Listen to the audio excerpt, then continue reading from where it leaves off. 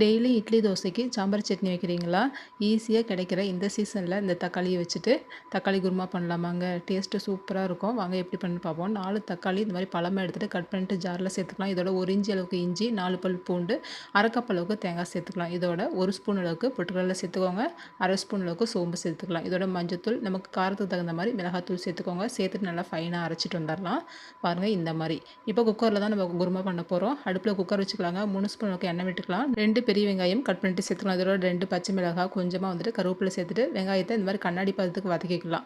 நம்ம அரைச்சி வச்சிருக்க மசாலாவையும் சேர்த்துட்டு நல்லா கலந்து விட்டுக்கலாங்க. நல்லா எண்ணெய் பிரிஞ்சு வர அளவுக்கு நல்லா வதக்கி விட்டுக்கலாம். இந்த அளவுக்கு வதங்கி வந்ததுக்கப்புறம் 1/2 ஸ்பூன் கரம் மசாலா சேர்த்துட்டு தேவையான அளவு தண்ணி சேர்த்துக்கோங்க. குருமாவுக்கு தேவையான அளவு உப்பும் சேர்த்துட்டு புடிசாக கட் பண்ண கொத்தமல்லி இலையை சேர்த்துட்டு 2 விசில் விட்டு எடுத்துட்டோம்னா சூப்பராக குருமா ரெடி ஆகிடுங்க. சிம்மில் ஒரு 5 நிமிஷத்துக்கு கொதிக்க வச்சுட்டு திரும்ப வந்துட்டு கொத்தமல்லி சேர்த்து இறக்கிட்டிங்கன்னா இட்லி தோசைக்கு சூப்பராக இருக்கும். கண்டிப்பாக ட்ரை பண்ணி பார்த்துட்டு எப்படி இருந்ததுன்னு கமெண்ட்டில் சொல்லுங்கள்.